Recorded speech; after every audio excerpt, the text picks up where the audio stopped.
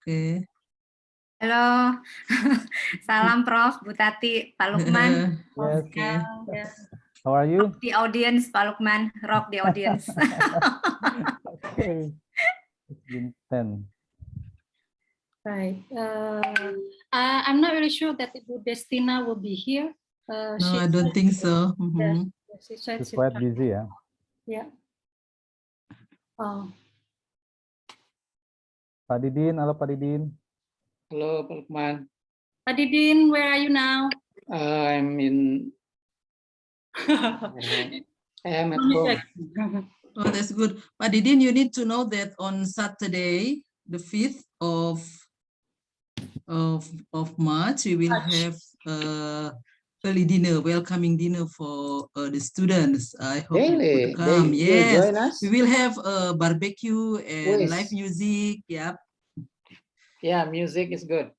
And on Monday, if you are available, if you're not busy, we'll have the session for Faculty of Education.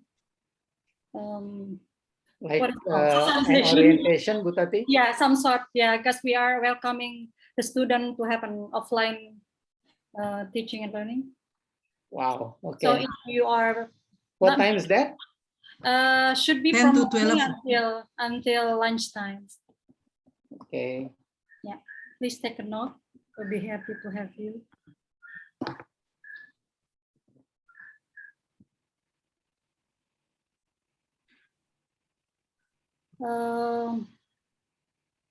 We wait until 2:05, yeah, Bu Dekan, I think. Yes, yep. I'm still I would like to send reminder to all WhatsApp group. I'm doing this to encourage participation. Right.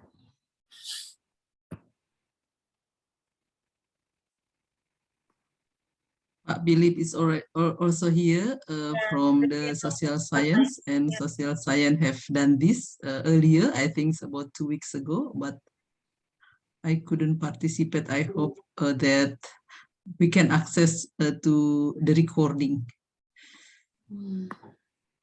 Yes, hi, Bu Dekan. Yeah, Thank you. that's good. Yeah, please share the recording in the IIU Civitas Academica. All right, yes. Thank you very much. Hello, Mr. Phillips. How are you? Hi, I'm good. How are you, Pak? I'm very well, thank you. Actually, last September, I was the moderator during your becoming the keynote speech in DPR, if you remember me. I see. All right. Okay, Pak. Yeah, good to see you again. Yes, with Mr. Innocencio Samsul, actually, last time. Yes, yeah. Okay. It's good to see you again, Pak. Yes, me too. Sorry, I couldn't start my video yet. It's okay. That's all right. Yes. We will start in 2 more minutes. Yeah.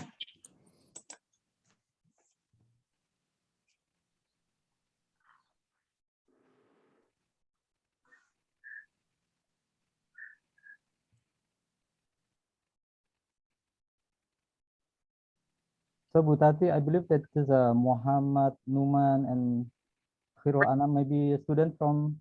Yes, they're all our students. They'll be here in less than 1 month. In 2 weeks, they will be here after the quarantine. Hopefully everything would, will be smooth and...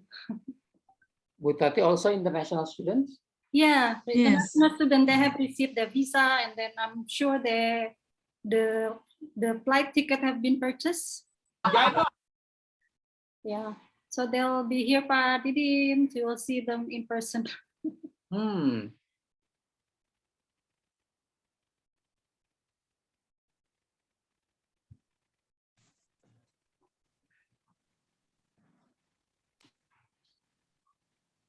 Yes, we can start now, I think. So should I start, Bu Dekan? Yeah. Yes, please. Okay. Assalamualaikum warahmatullahi wabarakatuh. Good afternoon, everyone. You are here in Indonesia or in the western part of Indonesia. It's so exciting today because we are, kicking off our first annual, our monthly lecture discussion. There are a couple of things that it is such a delightful event. First one, this is a chance for us to introduce our new addition to our team teaching, team faculty members in our Faculty of Education. The second, of course, we're gonna learn a lot of new information and knowledge from our newest addition in the family. But then also, it is also a chance for us to get to see each other again, even though it's still virtually. But hopefully, in 2 weeks, we'll see each other in person. So we are gonna do for the next 1.5 minutes.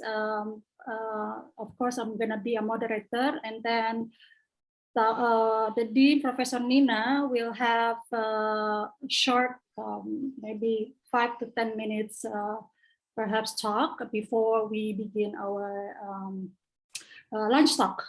Initially we were wondering what kind of this event we would like to call, and then it's a brown bag especially been taken by the by Pak Phillips, and then we decided to take the second option, that is the lunch talk. So this is our ritual. We'll have it every month. Supposed to be at 12. Yeah, because the lunchtime, but it is. We try to have a long lunch, Late lunch. Long lunch, like French does. Okay, without further ado, I would like to invite Professor Nina just to have perhaps 5 to 10 minutes. Yeah, something that you would like to convey, or probably welcoming everyone here. The time is yours, Professor Nina. Thank you very much, Ibu Dr. Tatiwardi, the moderator. Bismillahirrahmanirrahim. Assalamualaikum warahmatullahi wabarakatuh. Alhamdulillahirabbil alamin, wassalatu wassalamu ala Muhammadin sayyidil mursalin wa ala alihi wa sahbihi ajma'in. I would like to acknowledge that the idea of to have a monthly discussion is coming from Ibu Dr. Tatiwardi when we plan for the yearly activities and the budgeting, and I think this is a very good idea. When we were postgraduate students in the West, we have usually like brown bag seminar. Brown bag seminar is when everybody come to one place, bringing their lunch, which is usually being covered by the brown bag, and they are chewing, biting while listening for the presentation. So in that way, lecturers or students who attend the event can have both physical and intellectual recharging. It is a way to share knowledge with each other and to update whatever it is happening and to share expertise from among us. So we are glad to launch or to begin our lunch talk by having our newly recruited a lecturer in the Faculty of Education, Dr. Nul Hakim, who will share his thought and knowledge about group decision making. And next month we will have Dr. Charina Ayu, who also here. She is the expert on psychology. I can call her the expert of empathy because her research mainly deal with empathy, and we will listen to her talk next month. But for the moment, we will have Pak Nul Hakim, who also have similar background in psychology. And he will teach 2 courses together with Ibu Dr. Charina Ayu and also Dr. Bambang Sumintono, who is still in Malaysia.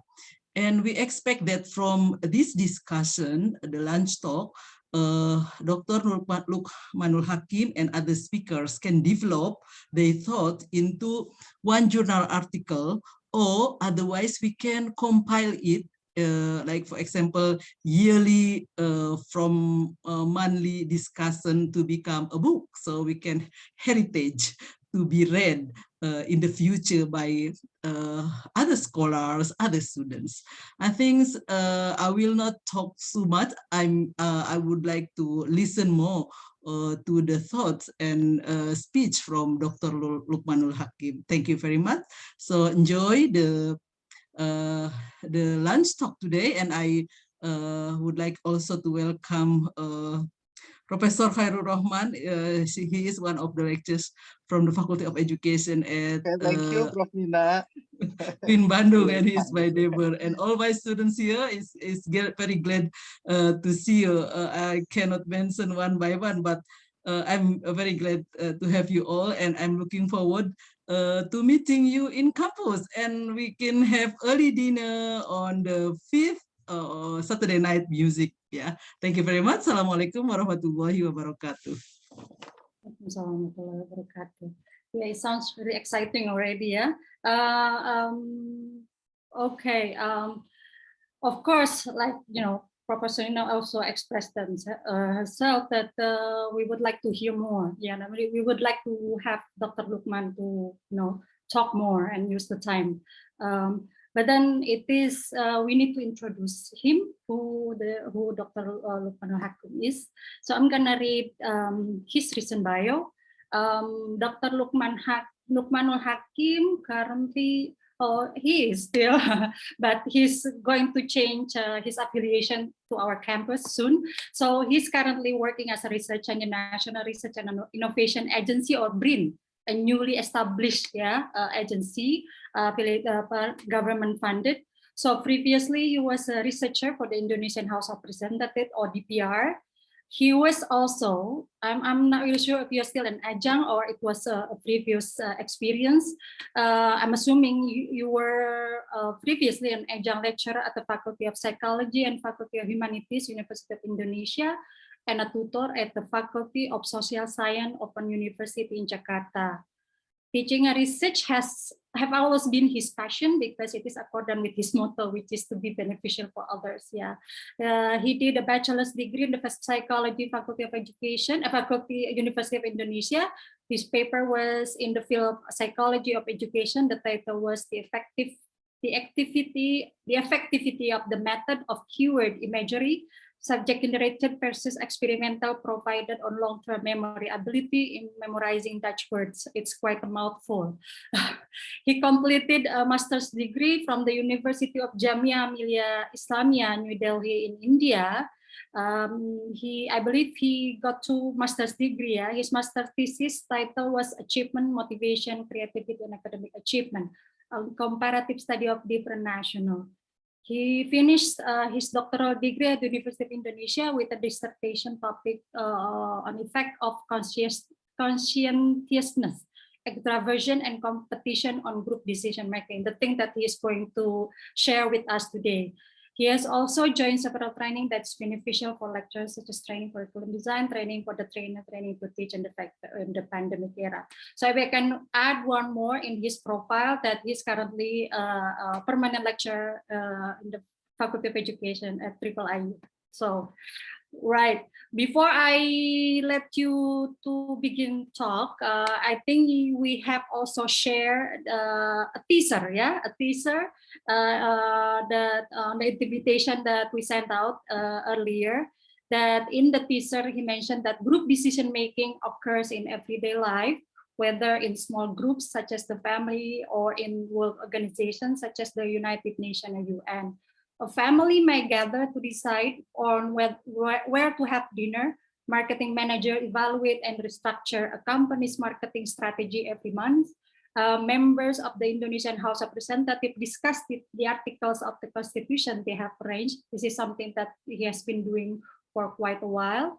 And the UN ambassadors get together to talk about border dispute among several countries. These are a few situations that require simple to complex group decision making.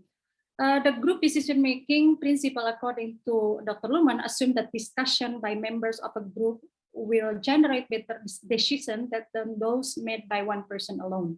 This is because a group discussion has at least 2 functions. First, it collects knowledge and abilities from among group members, which enables each member to correct the information of other members. If it is incomplete or biased, second, consensus must be reached between group members. Unfortunately, many groups have failed to produce group quality decision. So why?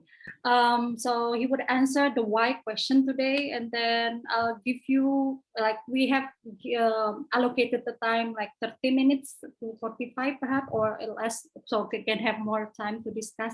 And then the students and audience here, just I would encourage you to take the opportunity to raise some critical questions, something that you've been engaging for the last one semester, or for public audience, please feel free to raise some question and take notes.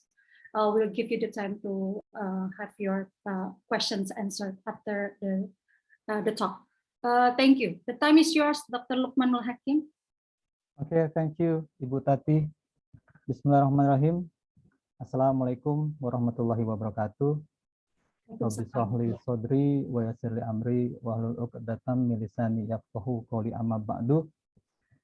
Respected dear Professor Nina Nurmila, the Dean of Faculty of Education of IIIU, and Mr.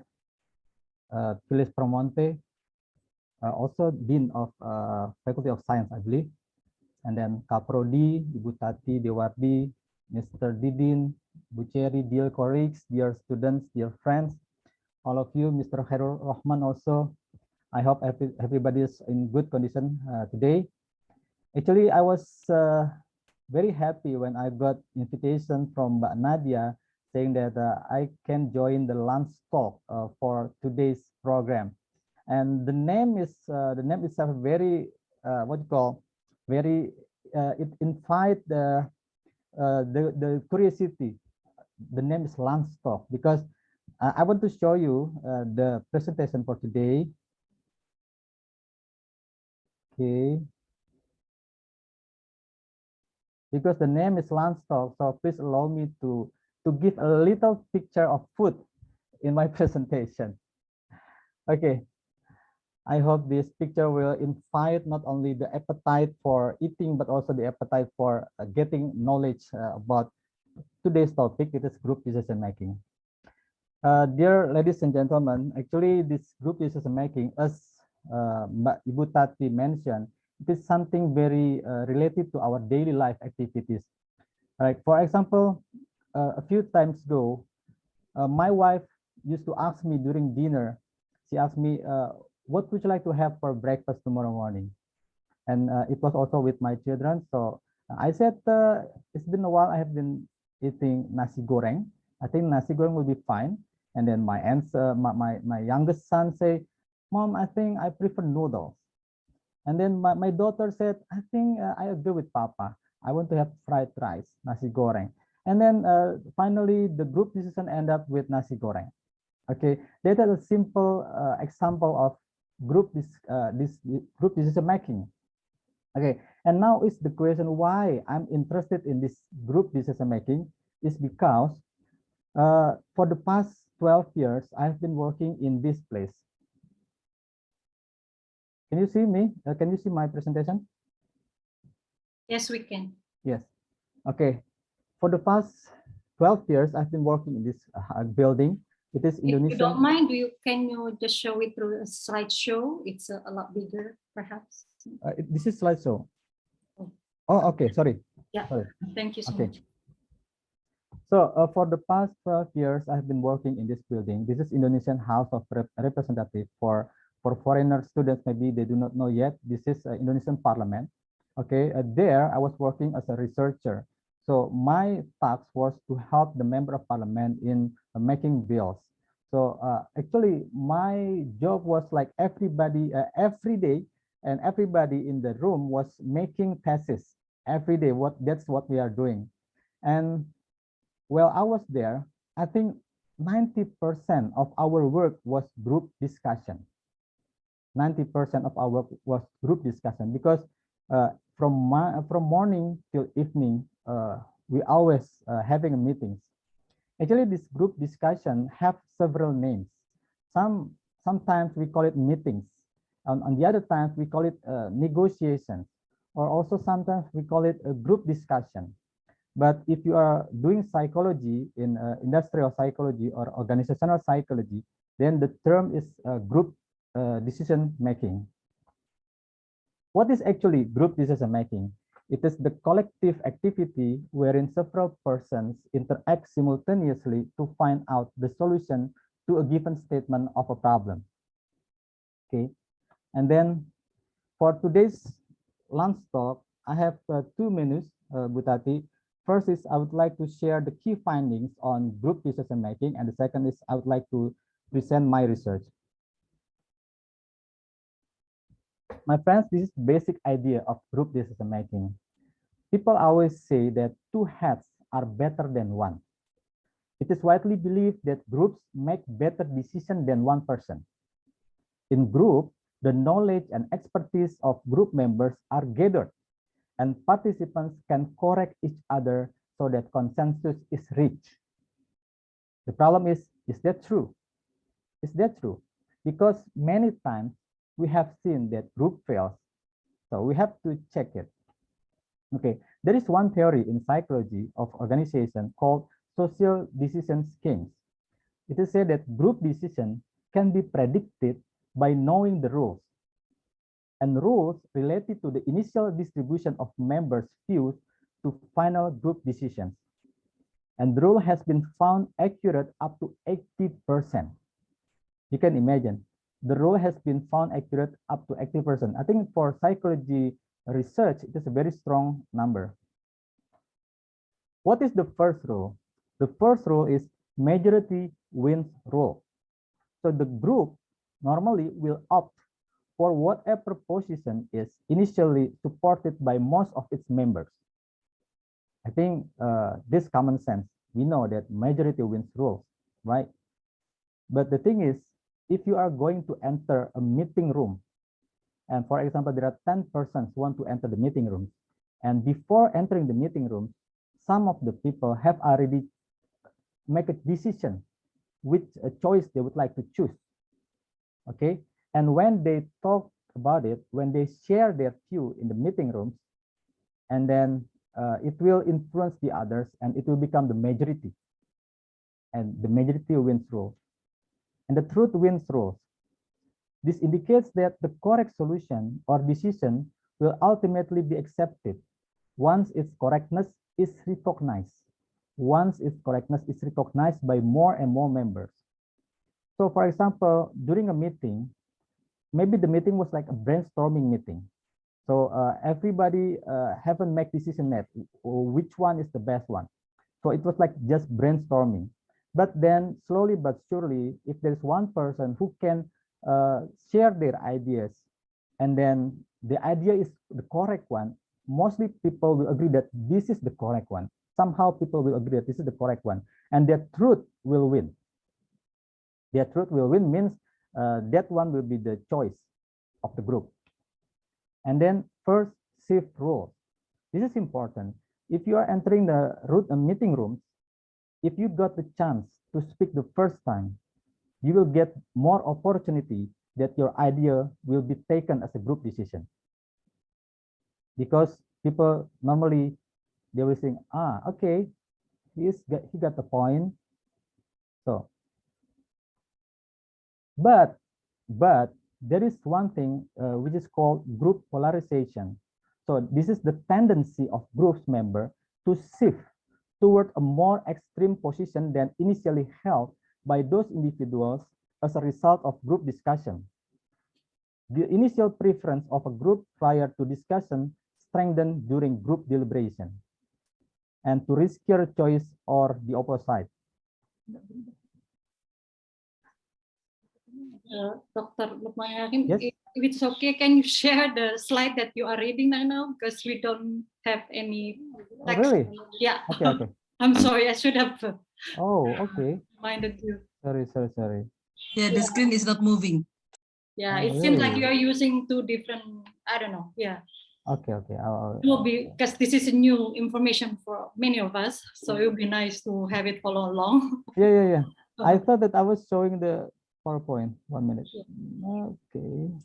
Yeah, what you are sharing is the picture of the Parliament building. Really? I'm so sorry. Okay, 1 minute.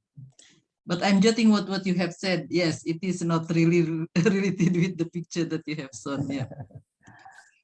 you are in talking about group polarization. Yes, group polarization. Is it coming? Can you It see is the picture? yeah, I think this is the right one. Yeah, this the. Okay, 1 minute. Group polarization. Is it okay? Yeah, looks good. Okay. Yeah, and you can also click the slideshow, but this is already clear. It's good. Yeah, this is quite slow. Okay, the next slide is about group polarization. As I said before, that this is the tendency of group members to shift toward a more extreme position. So normally, what happens in the group is whenever they are in the discussion, sometimes they are not convinced yet which choice they would like to make. Okay, and then they enter the room, the meeting room, and then all the people start to share their ideas. Actually, basically, for example, like 10 people are entering the meeting room, mostly they do not have a clear picture which one is the best choice. But then slowly but surely, once everybody is giving their opinion, they will they will tend to strengthen. They tend to strengthen. So there is the role of social comparison. What is meant by social comparison? For example, if I give my opinion, and then Butati hear me, and then she thinks that, oh, Lukman idea is good. Okay, and basically before I say this idea, she already has this idea also in her mind. So what will happen? She will give the value of this idea becoming higher. The value of the idea will be becoming higher, and that it is called social comparison. Okay, and slowly but surely, the group will becoming strongly agree to that particular choice. It is called group polarization. And then there is another thing called group thing. Group thing, group thing is the tendency of the members of highly cohesive groups. Oh, there is a voice coming. Nadia, please mute. Okay. Grouping, the tendency of the members of highly cohesive groups to assume that their decision can't be wrong. So this is a very bad condition in during the group decision making if there is a group thing. The example is, for example, like in my family, for example, in my family during the presidential election. Okay, can you see my PowerPoint? We don't. Okay, Right now, but Nadia, I think I need your help. I don't know what happened. Actually, I have shared the PowerPoint to Nadia also because to anticipate this kind of thing. Yeah. Okay, next group thing, Mbak Nadia.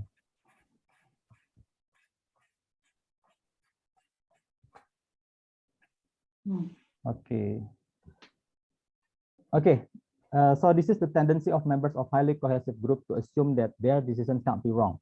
So like if it is like in my family during the presidential election, okay, for my foreign students, maybe you know that in 2019 there was a presidential election in Indonesia, and there were two choices between Mr. President Jokowi or Mr. Prabowo, okay, and this becoming like the topic for many family, I think, maybe in the family of Ibu Tati also, or maybe Prof. Mina also. So actually in my family, we were like discussing about this, who is better than the other one, okay? And then actually, some people in my family supported Prabowo, and the other one supported Jokowi. And then slowly but surely, this group becoming cohesive, and we tend to choose the one, the A one, instead of the B one. And then what I see is when we becoming more cohesive, we becoming difficult to understand, difficult to accept information. Okay, and I try to correct those situations. I said that even though you are really sure with your choice, but please do listen to the other voices also. There are some facts about this person is like this, like this, like this, is like that. So whenever this group thing condition happen, there should be 1 or 2 person who ignite the awareness, the consciousness, the conscious that this is not a good thing. Okay, in order to make the group pick the right decision. Okay, we can also remember during the War of Vietnam. The War of Vietnam actually it lasts in so many years during 3 presidential time of United States, Nixon, Kennedy, during those times, and we can see 3 presidents make the same wrong decision to attack Vietnam at that time. The psychological experts think that what is happening is the group thing. They believe that what they are doing is the right thing, and they're so sure about it, and they do not welcome another information regarding Vietnam and what was happening with Vietnam and China, and also with the France. I think Mr. Philip Ramonte knows this topic better than me. Okay, this is the phenomenon of group thing. Okay, all group members support the decision strongly and ignore information contrary to it. Okay, next. Okay, now what can we do? What can we do in order to make the group good quality decision? In order the group make good quality decision, this is the research from Stasser and Stewart. Okay, he said that group that thinks critically will produce good quality decision. Okay, actually, this experiment by Stasser and Stewart, he was making a case, an experiment, and the group of students, they are given 2 tasks. The task is to solve a murder case. The first group, it is the experimenter make them believe that the information that they already have is enough to solve the case. But the other group, somehow the experimenter make them believe that the information is not enough for them to solve the case. You know what happened? Those people who are believe that the information is enough, they do not dig the information even more. But those group that believe that the information is not enough, they dig the information more. So these people, this group who try to get more information, they produce good quality decision. Okay, next slide. And then there is this research by Scholten. The group that was asked for reasons for their choice resulted in a higher quality decision. So in his experiment, he asked the people to make the reasons behind their choice. And when they do that, it ends up with better quality decision. Next. And this research by Wittenbaum and Bowman and Hollingshead, they say that the higher status members' information is valued more by other discussion members. When important information is owned by low status group members, the information tends not to be discussed so that the group produces poor quality decisions. This is one very important thing, that status influence the group decision. So for example, if in Faculty of Education of Triple IU, Professor Nina give his opinion about something, then all of the members of the faculty will value her opinion higher than, for example, my opinion, because she has the higher status. It's like that. Like in my family, when I said I would like to have nasi goreng, and then because of my status, somehow the group agree with my decision. So your status can help whether your choice will be the choice of the group or not. And it happens in many occasions. It is also said that when in the group there is one man and the others are women, the opinion of the man will be valued higher. It is according to research, man. Okay, and then also if there is Kepala Suku, the head of the tribe, give their opinion, then the opinion will be valued higher. That is the importance of status. Okay, next slide, please.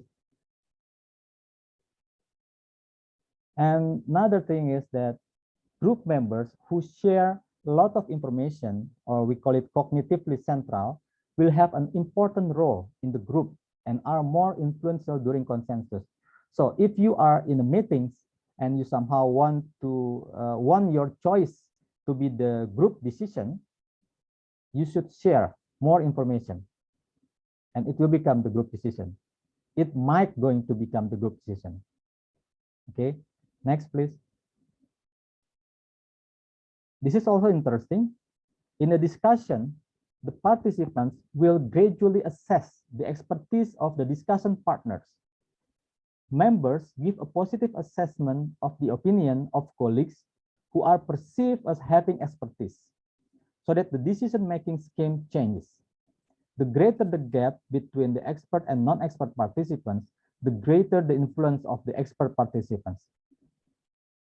So actually what happened is, when we are in meetings, in group discussion, for example, there are 10 people in the room, and then people will start to speak up one by one. And while they are talking, for example, like I speak the first, and then when I speak first, Ibu Cherry will listen to me, and she will assess the quality of what I'm saying, and she will give the rating. I think the rating is like 6 or 7. And then Mr. Didin will also listen to me carefully, and then he will also assess the quality of my opinion, and then he will give the ratings. Yeah, the participants will gradually assess the expertise, whether I should listen to him, how good is his opinion, something like that. When they find that this is your expertise, then they will listen to you more. So whenever you give opinion about this particular thing, the value of the content of your speak, it will be value higher. Okay, next. Next, please, Nadia. Okay, now I would like to share about my research. What I did was I tried to study the effect of conscientiousness, extraversion, competition, and group decision quality. Next, please. As I mentioned before, the proverb is 2 heads are better than 1. It is widely believed that groups make better decisions than one person. Is it true? But the fact is, group fails. Next. What is the phenomenon? The phenomenon is discussion participants tend to discuss things that they already know, while unique information that is different but important, is not disclosed, so that it comes to poor decision quality. Okay, during the discussion in my family, I give my opinion about Mr. Jokowi, and also give my opinion about Mr. Prabowo. And then my wife also give her opinion, and then my brother give the opinion, and then we share the information that we know. But the problem is, we read the same newspaper, we read the same magazine, we have the same circle of friendship, so that the information that we know is the same. There is no unique information between us, among us, and that's the problem. Okay, and we tend to discuss what we already know, because when I know some information, and it turns out that my wife also knows about that information, it will make the value of the information become higher. Even though if it is a hoax, it will become like the truth. Okay, and then while unique information is not disclosed, then it comes to poor decision quality. Next slide. This phenomenon was first discussed by Stasser and Titus, 1985, who conducted experiment by manipulating the distribution of information and using the hidden profile mechanism. What is hidden profile mechanism? Next slide, please. This is hidden profile mechanism. If you see, there is 3 circles, 2 red and 1 purple.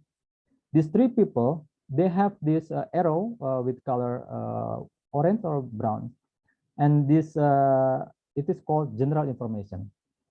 So these three people have the same general information, but this one person with the purple, he has one unique information. So actually, I was thinking, then this one person who has this unique information, he has a very important role to the group decision quality. Whether the group will produce good quality decision or not, it's very much depend on that person.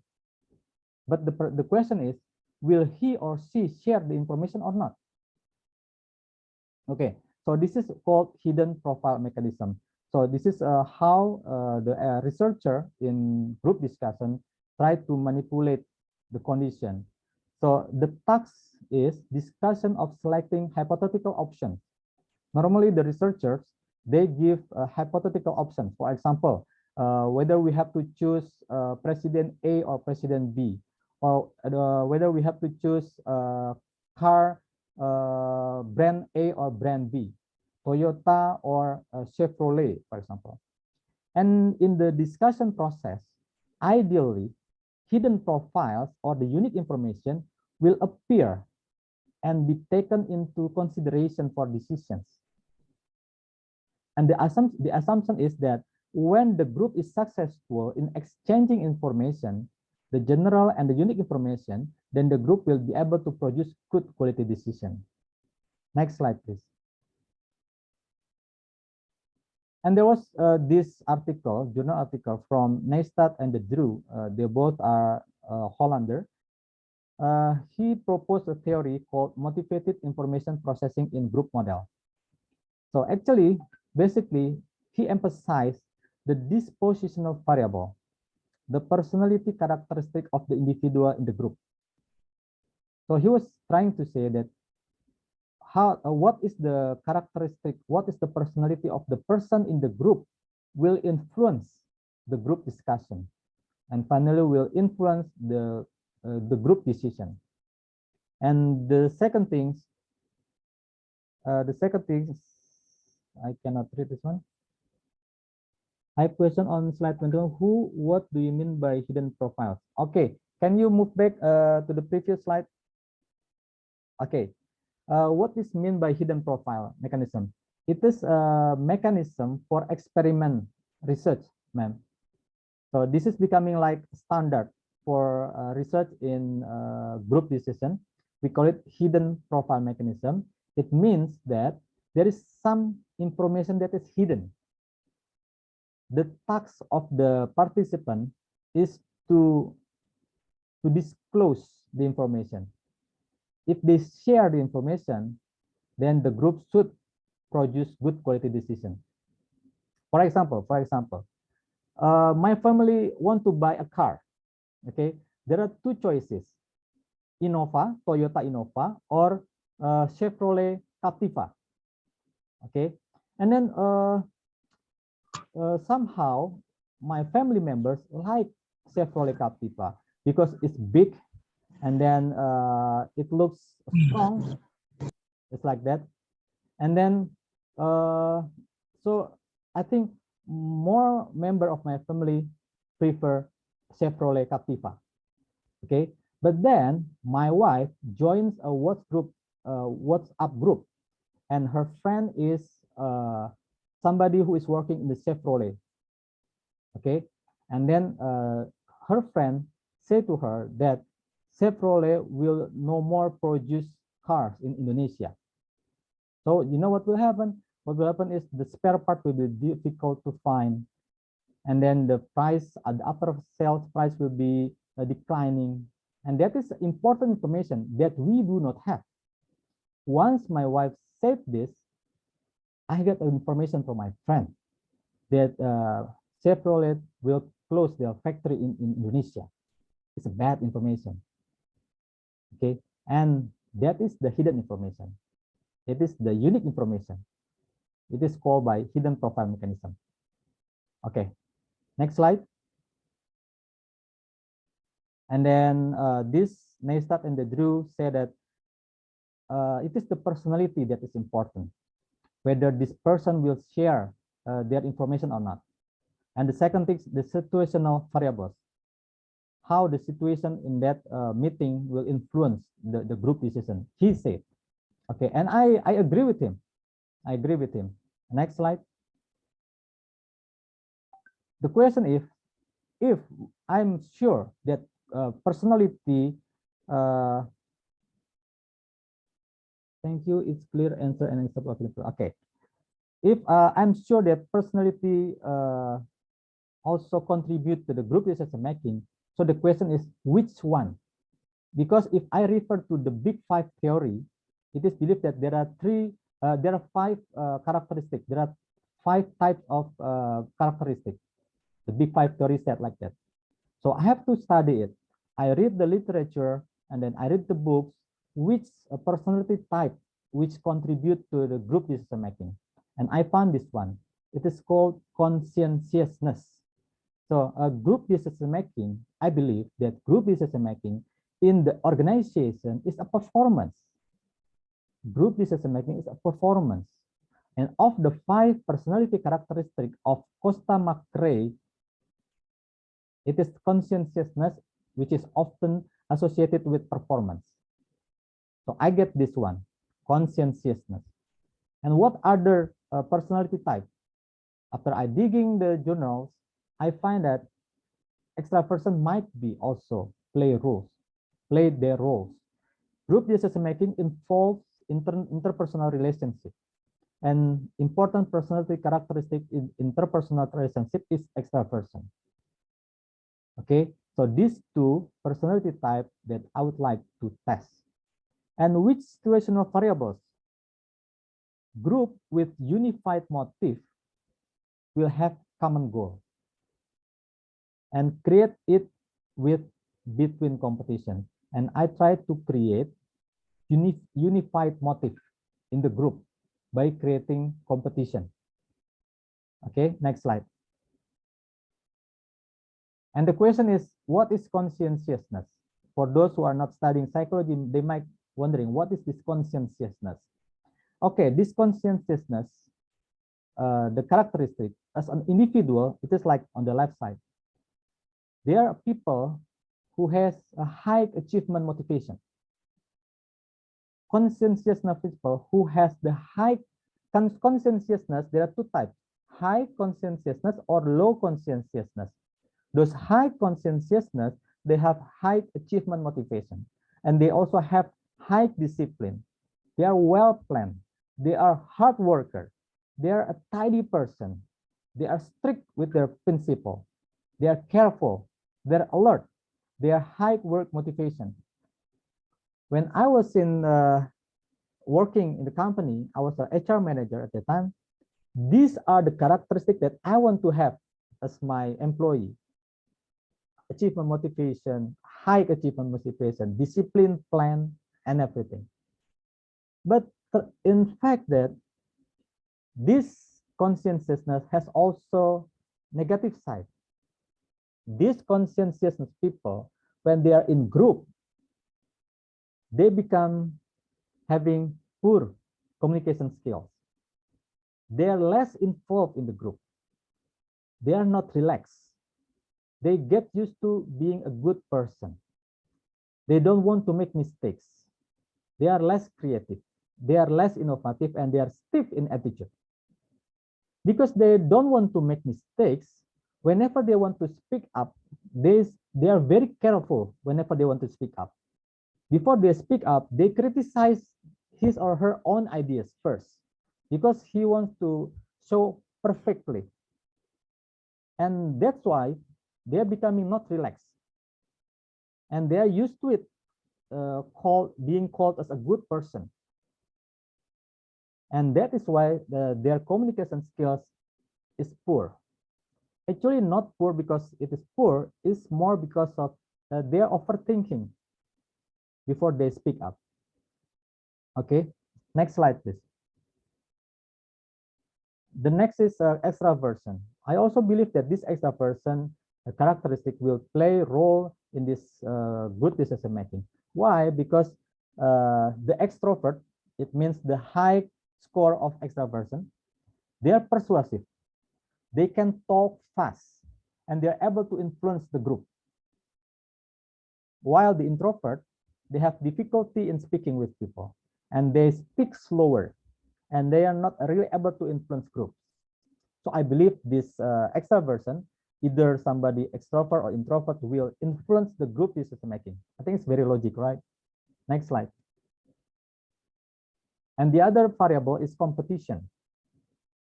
I believe that if there is motive difference, then there will be no cooperation. I mean, if it is in one group of 3 people and the 3 people have different motive, then there will be no competition with other ideas. So what I did was, on my experiment, I make 2 groups and I make them compete with the other group. And each group has their own motive. So each group have motive, okay, and they compete. I hope that with that situation, they will compete and they will, the internal group, the smaller group, they will cooperate and they will produce good quality decision. Next slide, please. This is the hypothesis. I think I will skip this one. Next. Next. Next. Next. Next. Next. Okay. Now I come to research method. I think what is interesting with my dissertation, my research was the research method. Next slide, please. I hope that it will be beneficial for students of triple IU who might want to do experiments. This is the research variable of my experiment. The dependent variable was group decision quality, whether the decision is good, correct, or wrong. And then the independent variable was conscientiousness, extraversion, and competition. It means high conscientiousness or low conscientiousness, extrovert or introvert, and competition and not competition. Next slide. And there are some secondary variables that I have to manage. The group status. It is believed that the status will influence the group performance, right? As I mentioned before. So my participants of experiment, they are all from the same level. They are all bachelor students. None of them master or doctor degree students. If in the group there are 2 bachelor degree and 1 master degree or 1 doctor degree, then the situation will be different. One person will be having a higher status, and I don't want that to influence the group decision quality. So I have to manage that one. How? By inviting all the participants only bachelor degree students. And then the participant knowledge. On my research, the hypothetical choice is I ask the students, the participants, to choose between 2 drugs, drugs A and drugs B. And because this is about drugs, so I do not want to have any student from the faculty of medicine, faculty of health, no. Those 2 faculty, no. So it's the rest other faculty. And then the pre-discussion preference. All of the participants, they do not know what they are going to do inside the laboratory, inside the experiment laboratory. And then the gender. For the gender of the participants, I did the randomization. And the gender for the committee, I make all the instructor of the research all females. And then the age of the participant, they are all bachelor students. So I hope they are in the same range, the same cohort. And then the group size. In order to prevent different result, if the group is 3 person and the other group is 4 person and the other group is 5 person, so all the groups are 3. And the instructor. On this experiment, the role of instructor is very, very important because he or she will give instruction to the experiment participant. So I have to manage this. How? From the gender, all are the same. In my case, all are female, all female instructor. And what they are going to instruct is the same to all participants. And even they wear the same clothes. They're wearing blazer and they're wearing hijab also. So I try to make sure that there is no other variables which will influence the result of my research. Next slide, please. This is the picture of the experiment. As you see, all the instructors, these are instructors, the committee of my experiment, all females except me and my other friend is the photographer. This is the place where I conduct the research. So if you see all are females, all are wearing hijab, all are wearing blazer. Okay, so that's the same. Next slide, please. This is the situation in the experimental laboratory. So if you see, there are 4 chairs. Yeah, the 3 chairs are meant for the experiment participants, and the one, if you see the one standing, she is giving instruction, and after she is giving the instruction, she will sit on the chair. See, this is the situation in the laboratory. Next slide, please. The preparation. It was a very tough research actually. For this experiment, I have to make an online test, online personality test. But this is not just an ordinary online personality test, because once one person do the test, there will come the result. And by the result, if he or she is high conscientiousness or low conscientiousness, there will be a notification in the mobile phone. Actually, they're using the mobile phone, their own mobile phone. I give their link, the website link, and they do the test. And then by the end of the test, there will be notification. If he is conscientiousness, high conscientiousness, he or she will come to the experiment lab on Saturday in Faculty of Psychology in University of Indonesia at 9 o'clock. But they do not know the result, whether they are high conscientiousness or low conscientiousness. It is all in the system. It is only mentioned that you should come on Saturday to Faculty of Psychology, University of Indonesia at 9 o'clock. Only me who knows what it means, 9 o'clock. 9 o'clock people means those people who has high conscientiousness. And those people who comes up with the notification that they should come by 10 o'clock means they are those people who has low conscientiousness. And then those people who get the notification like 11 means they are extrovert. And the 12 o'clock people, they are the introvert. It's like that. So it was using website, internet test, and it was very tiring actually, because I have to come to class, to many classes in University of Indonesia.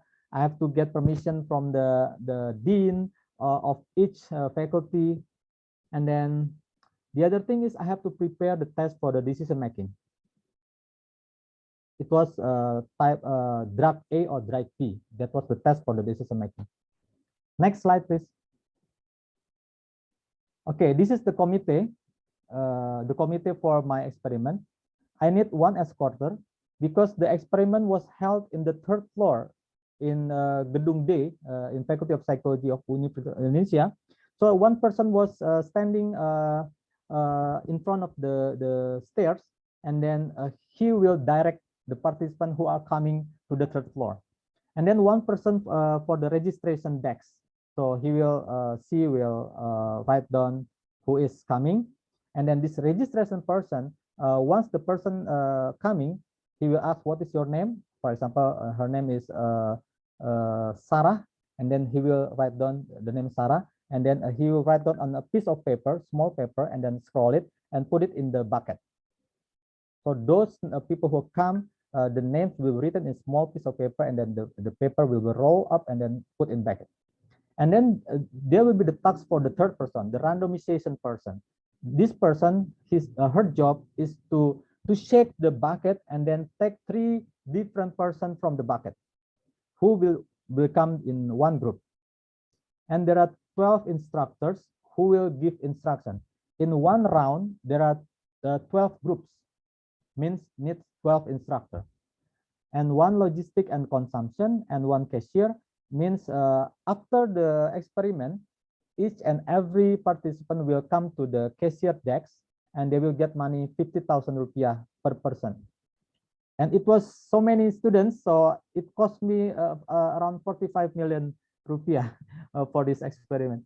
And then one photographer who record this experiment and 2 cleaning service, totally 20 people.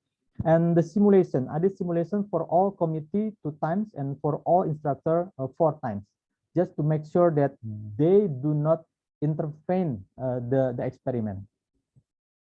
Okay, next slide, please. This is the committee. So before the experiment, we make a round and then I give my final instruction for the implementation of the experiment. Next slide, please. Okay, if you see the picture on the top left, there is my friend who is sitting on the chair, and then the students are making a row. And then they will start to do the registration. And then if you see on the top right, there is this bucket. And then all the name which was written on the small paper will be folded and then put in the bucket. And then, okay, next slide. The participants, the research sample was 240 undergraduate students, consisting of 175 women and 65 men, divided into 80 groups, with each group consisting of 3 people. The 80 groups were divided into 40 competitive and non-competitive groups. In each of the 40 groups, there are 10 groups whose members have participated with personality characteristic of high conscientiousness, low conscientiousness, extrovert, and introvert. Next slide. It was between subject design, and the task was to choose between 2 hypothetical drug options, namely drug A or drug B. Next, please. And the result was, there was a statistically significant difference between high conscientiousness and low conscientiousness personality type on the quality of group decision. So it is saying that my hypothesis is correct, that those people with high conscientiousness will have a poor group decision. Meanwhile, for extraversion and competition, it is not statistically significant. So there is no contribution. Either you are extrovert or you are introvert, you will contribute equally to group decision. Whether there is competition or not competition, you will produce good quality decision. Next slide, please. And there is also a result for this pre-discussion preference to group decision. There is a significant relationship between initial choice and group choice. And then there is a significant relationship between conscientiousness personality type and behavior changing choice. Next slide, please. What I mean with that is from this picture. If you see the left one, initial individual choice. So 60% participants, they make correct decision, and 40% participants, they make wrong decision. On this time, they make their decision alone. It is individual decision. So while they were sitting in this experiment, there are three times they have to make a choice. The first one was individual choice. So after I give the task, they have to make choice based on their own thoughts. Okay, and then the result will be taken by the instructor, and then it comes the group decision. They have to make decision according to group. And one of these 3 persons has this unique information, has this hidden information. If he or she share the information, then the correct answers will be more. We can see here that 89% they make correct answer. It means it works. It means this person contribute to the group discussion. The total number of the wrong choice declined into only 11%. And then after the group decision, again, I take the paper out and then I give again new tasks for them to make individual decision again. I want to see after this information from groups, will they stay with their group decision or they come back to their previous decision? And this is the result. In group decision, there was 89% who has a correct answer.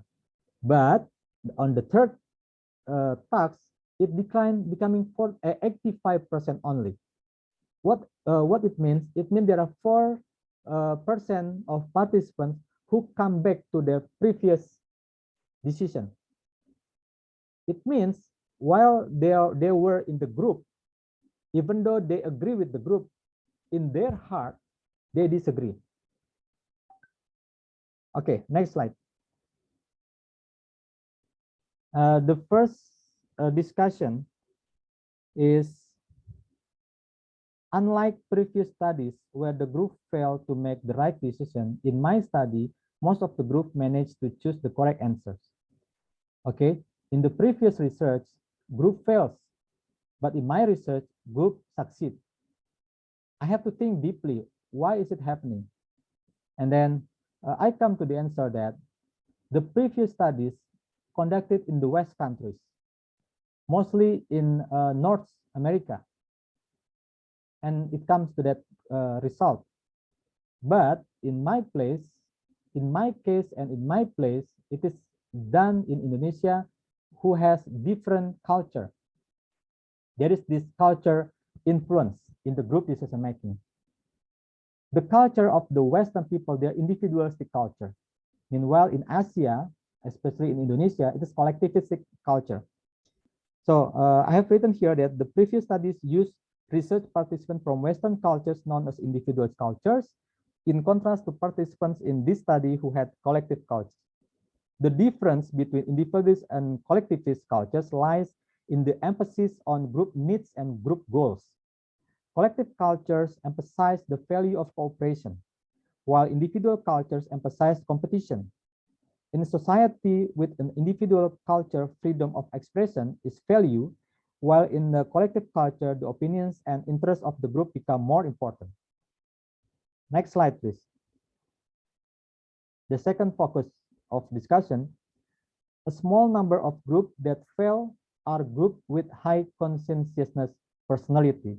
This study confirms several previous findings that conscientiousness personality characteristics cannot show their best performance in certain tasks, such as creativity, flexibility in thinking, and when they work in groups. High conscientiousness people shows their weakness in several things that are actually important in completing group assignment. They are less involved in group discussion. They have a weakness in communication, and they also have difficulty in using their body language and in free expression. Next slide, please. The third focus, there is no difference between extrovert and introverts on the quality of group decision. Why? The role of collective culture that prioritizes group interest and short experiment time, small group size. What I mean here is, as a society with collective culture, we prioritize group interest over individual condition. That is why during group discussion and decision making, even the introverted individuals actively participate. Okay, so they actively participate even though they are introvert. And then the second factor is the short experimental time. In this short duration discussion, the tendency of some of the traits inherent in extraversion does not emerge. As written by Hampson in 2012, that measuring personality cannot be done in a short time. And maybe also because of the small group size factors.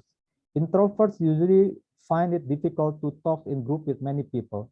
Maybe in group of 3, the introverted individuals can still talk and contribute to the group. Next slide, please. I have published this research of mine in Cognitive Psychology.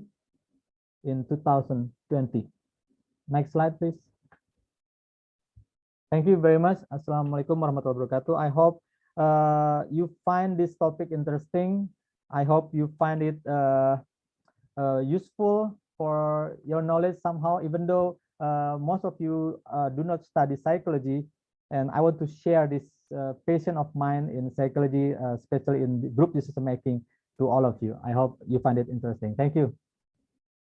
Thank you so much. Wow, that's fascinating.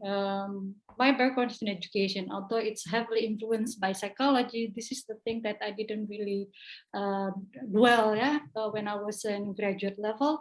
Thank you so much for the enlightenment. I'm sure that would trigger the presentation or the talk really trigger some of the curiosity in this forum. I was hoping that my students was thinking, probably they were thinking about questions that for Dr. Nul Hakim. While you are still formulating your question, this is something that my curiosity, Dr. Nul Hakim. Yes. One of the characteristics you mentioned about conscientiousness, yes, is it that? Did I say it correctly? Yes, yes, yes. Yeah, okay. It's quite a mouthful. It seems to me that enlighten me whether or not the characteristics once you have that something unchangeable or changeable. Because if it is not changeable, it seems like this person who has embodies this kind of characteristic would have what sort like shortfall, something like disadvantage from having this kind of, either as a person or someone who have a member in that group who has this kind of characteristic. That's one question, whether it is changeable.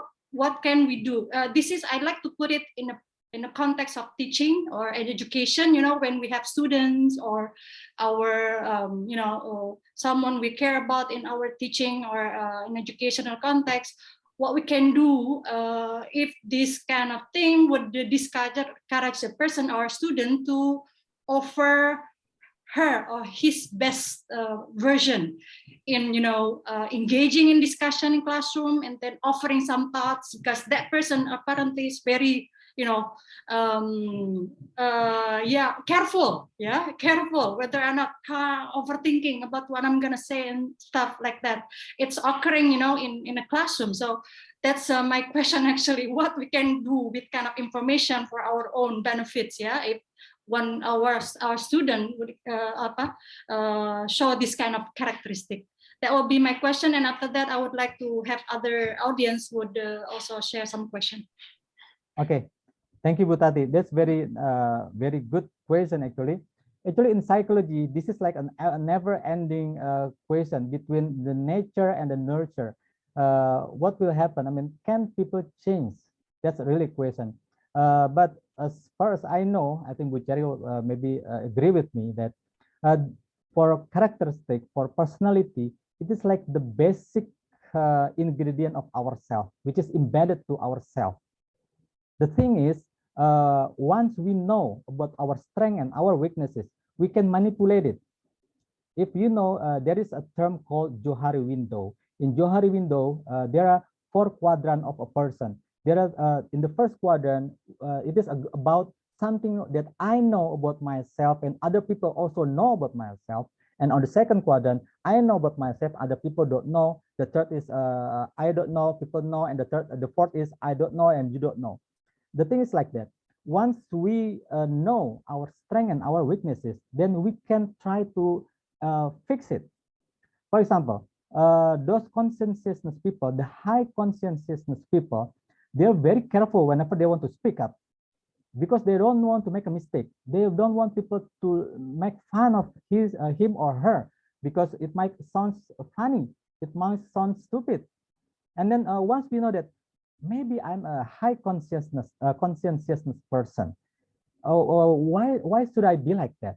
Even the most stupid question might be beneficial for others, right? Because what we think stupid question maybe not stupid at all. because maybe other people also think the same thing. And once we raise this question, it will enlighten the other person also. It's like that. So what I'm trying to say is personality is something embedded to us. But that's why we should have this Johar window session in which we try to get information about ourselves more. Once we know about that, we'll try to manipulate it. One thing is interesting, Butati. People said that introvert people, because they are introvert, they are having difficulty in public speaking and in groups, but it is not always like that. The research find out that more successful leaders, successful leader mostly are introvert person instead of extrovert person. That's interesting because we thought that leaders, they should be able to speak in front of the many people and those things and this thing.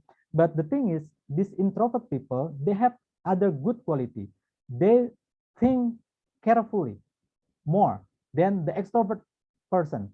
This extrovert person, they just speak up. Sometimes they their mouth is faster than their brain. But this introvert person, they are very cautious. They are very careful that whenever they become the leader, it is it result in good leadership. So what I can say is we should know about ourselves and so that we can manipulate ourselves into a better person.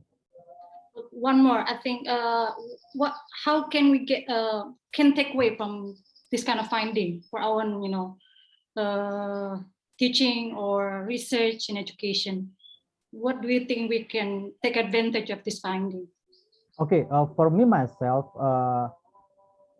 I encourage us to have this kind of Johar window sessions.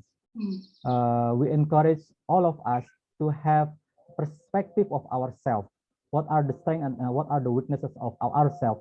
In that way, we can make ourselves better. Normally, whenever I give motivation session in a company or in universities, I like to give this Johar window session. It's very simple. For example, we make a small group in the class, and then I will give a piece of paper to each of us, and then you will have to give your opinion to your friend, something like that. And then after that, we read together, and then many people will like amazed. Oh, do you think like that? Oh, so you think I'm extrovert? I thought I'm introvert, or something like that. And it will give insight about ourselves. I think we should do that once in a while. I mean, in our class, in one of the sessions. Sounds great. Thank you. We have one person raising her hand, Ibu Nul-Hakim-23022022. Silakan, Ibu. Okay, thank you very much for this time. I'm not from you. Yeah, came from outside. Thanks for Prof. Nina Nurmila. I got the invitation today, and this is a very good opportunity for me to talk in this session. And I'm also not from psychology. That's why maybe my question is very basic question to Dr. Lukman. I'm interested to talk about one of the finding that said there is no difference between extrovert and introvert person in this consciousness research. Maybe I need to talk, to get more information about that. Thank you very much. Go ahead, Dr. Lukman.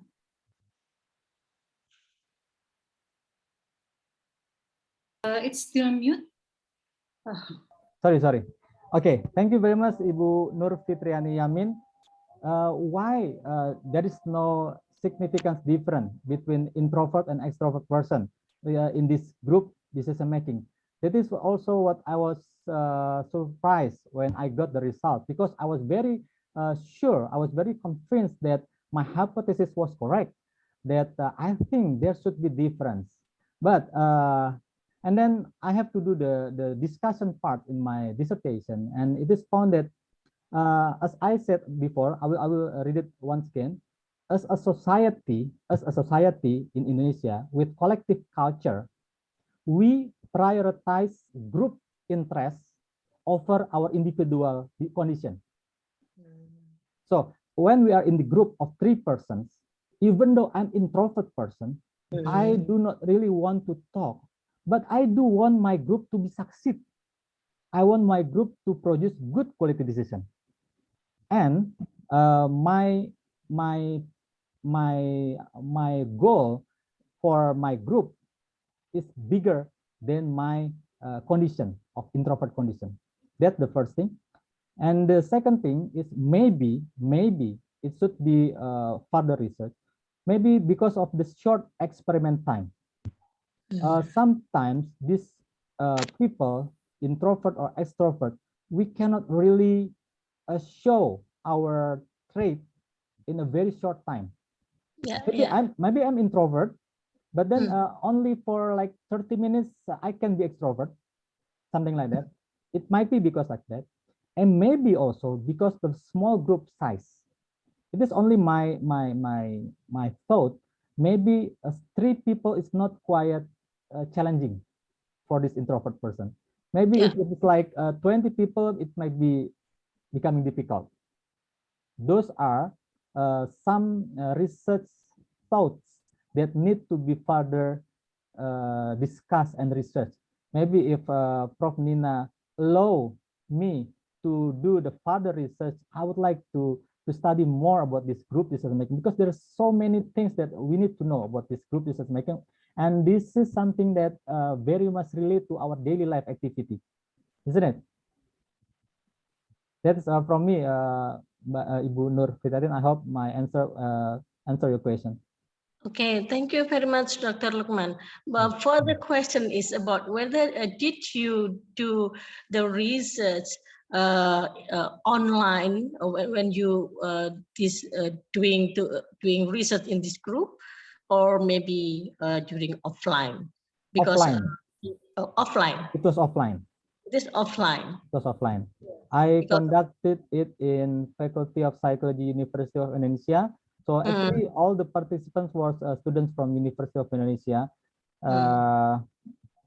Yeah, it's like that. It's offline. Yeah. Okay. Thank you. Very interesting. This is very interesting for me, because that's what I know. Introvert person should be different. Thank you. Yeah. Thank you. Should we go to the next question? I think Supriyono is already raised his hand. Yes.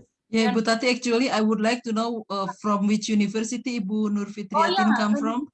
Oh, yes. I'm from UIN Sunan Ampel. Oh, okay. University Sunan Ampel, Surabaya. Okay.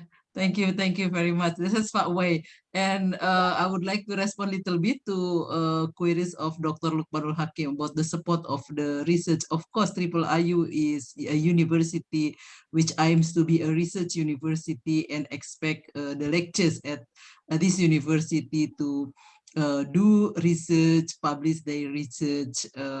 So we will support you. Thank you very much. Okay, Supriyono, sorry for that.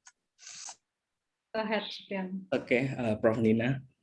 So thank you very much, Dr. Tati, for giving me the opportunity. So my question is, okay, from what I understand from Dr. Lukman's explanation, having high conscientiousness impact on poor quality of group decision making. But from your slide as well, I can see that actually someone who has high conscientiousness have good quality. For example, like they have discipline, they have self-criticism, they have also things like self-reflection, which to me, I think from that kind of activity, they could create like good insight to the decision, by making like self-criticism, self-reflection. It's kind of maybe they can give like unique information that can contribute to the decision making, but because they kind of like have tendency to not speak up their opinion, they kind of like didn't speak up. So my question is how to encourage the people with high conscientiousness to kind of like more speak up their opinion, Dr. Lukman. Thank you. Okay, thank you very much. Langsung ya Bu Tati. Yeah, go ahead. Yeah. Okay, as I said before, that we should give enlightenment to all of our students. Okay, if we know that on every side of us, even the positive side of ourselves might have negative side of ourselves. Like this, being a person who is do not want to make any mistakes. That's a very good thing, right? But on the other side, when we overthink about when we criticize ourselves too much, it inhibits ourselves. In when we want to speak, we have to think first whether this is the right one to say or not. What will people say about my opinion? Those kind of things. Okay, so what we can do is, Mas Supriyono, we should encourage all of us to know more about ourselves, the strengths and the weaknesses, the other side of ourselves.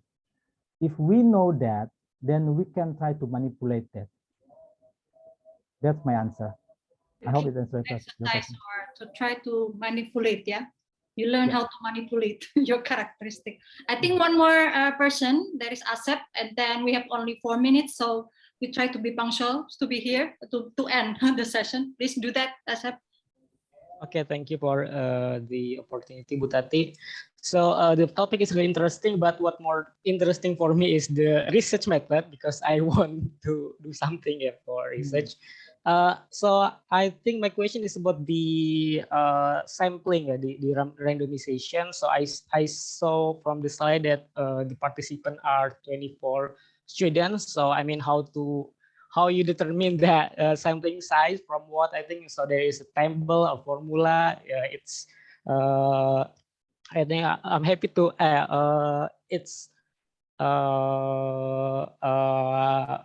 the one question. And the second also, the for the participant, there are more female. I saw from the table. Does it affect the result also? And then I wanna also ask about the generality. So how this research generalized? I mean, so you talk about the culture, Indonesian culture, Western culture. I think that's one thing that it generalized, but I mean, how specifically the research say about the general ability? So thank you. Yeah, Dr. Lukman. Okay. There are 3 questions. Those are very interesting questions. You asked about the first was. Can you repeat? The sampling size. The sampling size. 24 at 200. Why I choose 40 groups, right? And actually, this is a very tough one. Why is it tough? Because statistically, normally we use 30, right? It's 30 minimum. And I want to have more participants actually, but it will be very difficult for me. First, because my small n is 3 persons actually. My small n, 1, it is not only 1, 3 persons, because my small n is a group. So actually it is a lot of people actually, but because it is a group, then it's becoming it looks small. And for statistics, it's normally 30, so I raise it into 40. And it has been done in other research also. They use 40 sampling of group. Okay, and then gender-wise, more female than male. Is it okay? Then my answer is we did the randomization. As long as we do the randomization, it is okay. Because I didn't mean to be like that. I mean, I was prefer if it was possible 50-50, but the result of my questionnaire was not like that. It is very tough one. Actually, I spread this questionnaire for 975 people at that time. So I came to all faculty in University of Indonesia, and it was actually 975 people. And then they did this personality test, and not all people met the criteria, and it was only I forgot the numbers. It's like that. And then your last question was about generalization. Is it possible for us to do the generalization? That is interesting, because statistically, generalization normally is when the participant is a huge population. But in my case, it is not possible to do that. It is different with survey, right? But we should also know that experiment is something strong. Experiment statistically it is stronger, because we have already delayed the secondary variable, the extraneous variables in the first place. Different with the questionnaire survey. Questionnaire or survey, we share the questionnaires, and then we did the statistical thing, the SPSS or the STATA or anything, and we did the deleting the extraneous variables while we are doing the statistical thing. But it's different with experiment. We anticipate all the secondary variables in the first place. So I think it is strong. It is strong. Okay. Thank you, Mas Asep. I think that Yes, thank you, Pak. Our lunch talk this month. I know some people still raise their hands, but we have the opportunity to see Dr. Nul Hakim in person this semester. So students, we have plenty of opportunity, of course, to talk about methods and findings, and then etc. Thank you everyone for joining in, and then keep in mind this is something we do it monthly. So next month, Dr. Charina, your new professor, will be here sharing her knowledge and expertise. So I'll keep you posted with the dates. Thank you again, Dr. Nina Nurmila. Would you like something, anything that you want to say, or I can just no, thank you very much. Thank you for you as moderator, and Dr. Nul Hakim as the speaker, and also for all the participants who joined the first event. Thank you very much. Yeah, it was went really well. Again, as the moderator, thank you so much for Dr. Nul Hakim. We are happy to begin this monthly or lunch talk with this topic, yeah, and obviously we're gonna have some more exciting topics and next month. Until the end of the year, we already scheduled the topic, so we'll keep you posted about the topics and who's gonna present. Again, hope everyone is well, and see you again sometime soon, and then looking forward to see you all in person next week or sometime in March, yeah, in the beginning of March. So I'll just conclude our session today with Hamdalah. Alhamdulillahirrabbilalamin. Can learn a lot from the topic today from Dr. Nul Hakim. I'll see you again sometime soon. Assalamualaikum warahmatullahi wabarakatuh. Waalaikumsalam warahmatullahi wabarakatuh. See you the students offline soon. Thank you, Doctor, everyone. Thank you. See you, Nina. Stay well, ya. Thank you, Nadia, ya, Nad.